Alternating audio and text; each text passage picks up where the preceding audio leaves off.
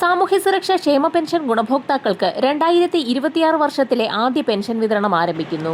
വരാൻ പോകുന്ന സംസ്ഥാന ബജറ്റ് കണക്കിലെടുത്ത് ഗുണഭോക്താക്കൾക്ക് നേരത്തെ തന്നെ തുക എത്തിച്ചേരുമെന്ന് ധനവകുപ്പ് വൃത്തങ്ങൾ വ്യക്തമാക്കി. ഇന്ദിരാഗാന്ധി ദേശീയ വാർദ്ധക്യകാല പെൻഷനുകൾ, വിധവാ പെൻഷനുകൾ, ഭിന്നശേഷി പെൻഷനുകൾ, കർഷക തൊഴിലാളി പെൻഷനുകൾ, ക്ഷേമനിധി ബോർഡുകൾ വഴി പെൻഷൻ തുക സ്വീകരിക്കുന്ന ഗുണഭോക്താക്കൾ, കെട്ടിട നിർമ്മാണ തൊഴിലാളി പെൻഷനുകൾ സ്വീകരിക്കുന്ന ഗുണഭോക്താക്കൾ എന്നിവർക്ക് ആനുകൂല്യം എത്തിച്ചേരും. ഇതോടൊപ്പം തന്നെ വിധവാ, വാർദ്ധക്യ, ഭിന്നശേഷി പെൻഷനുകളിലായി 7 ലക്ഷത്തോളം വരുന്ന കേന്ദ്രവിഹിതം കൂടി ചേർത്ത് പെൻഷൻ തുക സ്വീകരിക്കുന്ന NSAP വിഭാഗത്തിൽപ്പെടുന്ന പെൻഷൻ ഗുണഭോക്താക്കൾക്കും കേന്ദ്രവിഹിതം ഒഴികെയുള്ള തുക എത്തിച്ചേരും. ഈ സാഹചര്യത്തിലാണ് ഗുണഭോക്താക്കൾക്ക് സന്തോഷവാർത്ത എത്തിയിരിക്കുന്നത്. വരാൻ പോകുന്ന ബജറ്റിൽ പെൻഷൻ തുകയിൽ വീണ്ടും ഒരു വർധനവ് കൂടി വരുത്തിയേക്കുമെന്നുള്ള സൂചനകളാണ് കഴിഞ്ഞ ദിവസങ്ങളിൽ പുറത്തുവന്നത്. ജനുവരി 29 അവതരിപ്പിക്കാൻ പോകുന്ന ബജറ്റിൽ പെൻഷൻ ഗുണഭോക്താക്കൾ കൂടുതൽ ആനുകൂല്യങ്ങൾ പ്രഖ്യാപിക്കും. ബജറ്റ് കൂടുതൽ ജനകീയമാക്കുമെന്ന് ധനവകുപ്പ് മന്ത്രി KN ബാലഗോപാൽ വാർത്താസമ്മേളനത്തിൽ അറിയിച്ചു. പെൻഷൻ തുകയിൽ വർധനവ് വരുത്തുമ്പോൾ സർക്കാർ മാനദണ്ഡങ്ങൾ കൂടി കർശനമാക്കുകയാണ്. സാമൂഹ്യ സുരക്ഷാ അപേക്ഷകരുടെ ഭൗതിക സാഹചര്യ പരിശോധനകൾ വരും ദിവസങ്ങളിൽ കൂടുതൽ കർശനമാക്കും. പുതിയതായി പെൻഷൻ അപേക്ഷിച്ചിട്ടുള്ള ഗുണഭോക്താക്കൾക്കും കർശന പരിശോധനകൾ നേരിടേണ്ടി വരും. ഇത്തരത്തിൽ പരിശോധന ആരംഭിക്കുമ്പോൾ 2000 ചതുരശ്ര അടിയിൽ കൂടുതൽ വിസ്തീർണമുള്ളതും ആധുനിക രീതിയിൽ ഫ്ലോറിംഗ് നടത്തിയിട്ടുള്ളതും കോൺക്രീറ്റ് ചെയ്തതുമായ കെട്ടിടങ്ങളുള്ളവർ, താമസിക്കുന്ന വീടുകളിൽ എയർ കണ്ടീഷൻ ഉള്ളവർ, കുടുംബത്തിലെ 1000 cc കൂടുതൽ എഞ്ചിൻ കപ്പാസിറ്റിയുള്ള AC വാഹനങ്ങളുള്ളവർ, കുടുംബ വാർഷിക വരുമാനം കണക്കാക്കുമ്പോൾ വിവാഹിതരാകാത്ത മക്കളുടെ വരുമാനം കൂടി കണക്കിലെടുക്കും. കുടുംബ വാർഷിക വരുമാനം കണക്കാക്കുമ്പോൾ 1 ലക്ഷം രൂപയിൽ കൂടുതൽ വരുമാനമുള്ള ആളുകൾ പട്ടികയിൽ നിന്നും പുറത്താക്കപ്പെടും. എന്നാൽ വിവാഹിതരായ മക്കളുടെ വരുമാനം കണക്കിലെടുക്കേണ്ടതില്ല എന്നും ഉത്തരവിൽ വ്യക്തമാക്കിയിട്ടുണ്ട്.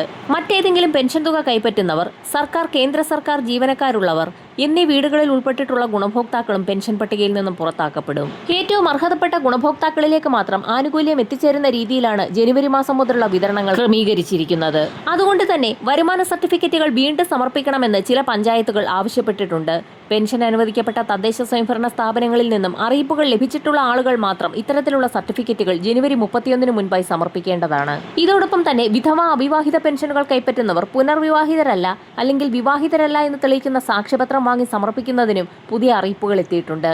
അറിയിപ്പുകൾ ലഭ്യമായിട്ടുള്ള ആളുകൾ മാത്രം ഇത്തരത്തിലുള്ള സർട്ടിഫിക്കറ്റുകൾ പഞ്ചായത്തുകളിൽ സമർപ്പിക്കേണ്ടതാണ്. സാമൂഹ്യ സുരക്ഷാ പെൻഷനുകൾ, ക്ഷേമനിധി പെൻഷനുകൾ എന്നിവയുടെ വിതരണത്തിലേക്കായി സംസ്ഥാനം വീണ്ടും കടമെടുക്കുന്നു. കേന്ദ്രത്തിന്റെ ഭാഗത്തു നിന്നും വായ്പാനുമതി ലഭ്യമാകുന്ന സാഹചര്യത്തിൽ തുക വിതരണം ഉടൻ തന്നെ ആരംഭിക്കും. ഇതോടൊപ്പം തന്നെ സഹകരണ ബാങ്കുകളുടെ കൺസോർഷ്യം അടക്കം രൂപീകരിച്ചും ഫണ്ട് സമാഹരിക്കൽ നടപടി ആരംഭിച്ചു.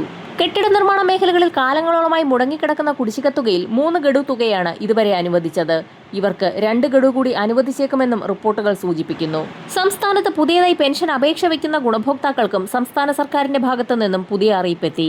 സംസ്ഥാനത്ത് ബഹുഭൂരിപക്ഷം ആളുകളുടെയും പക്കലുണ്ടായിരുന്ന ആധാർ വയസ്സ് തെളിയിക്കുന്നതിനായി രേഖയാക്കി ഉപയോഗിക്കാൻ കഴിയാത്ത സാഹചര്യത്തിൽ ration card, driving licence, passport, school certificate എന്നീ ആധികാരിക രേഖകൾ സാമൂഹിക സുരക്ഷാ പെൻഷൻ അനുവദിക്കുന്നതിന് പ്രായം തെളിയിക്കുന്നതിനുള്ള രേഖയായി ഉപയോഗിക്കാവുന്നതാണെന്നും മേൽരേഖകളുടെ അഭാവത്തിൽ മാത്രം അപേക്ഷകന്റെ വയസ്സ് തെളിയിക്കുന്നതിന് മറ്റ് രേഖകളൊന്നും ഇല്ല എന്ന സ്വയം സാക്ഷ്യപത്രത്തിന് മേൽ ഡോക്ടറുടെ സർട്ടിഫിക്കറ്റ് സാമൂഹ്യ സുരക്ഷാ പെൻഷൻ അനുവദിക്കുന്നതിന് പ്രായം തെളിയിക്കുന്നതിനുള്ള രേഖയായി ഉപയോഗിക്കാവുന്നതാണ് എന്നും സർക്കാർ അറിയിപ്പിൽ വ്യക്തമാക്കുന്നു. പുതിയതായി പെൻഷൻ അപേക്ഷ വെച്ച് പാസ്സായി കിട്ടിയ ഗുണഭോക്താക്കൾക്കുൾപ്പെടെ വർദ്ധിപ്പിച്ച പെൻഷൻ തുക എത്തിച്ചേരും. വരും മണിക്കൂറുകളിലെ സർക്കാർ അറിയിപ്പുകൾക്കായി ചാനൽ സബ്സ്ക്രൈബ് ചെയ്യാൻ മറക്കാതിരിക്കുക.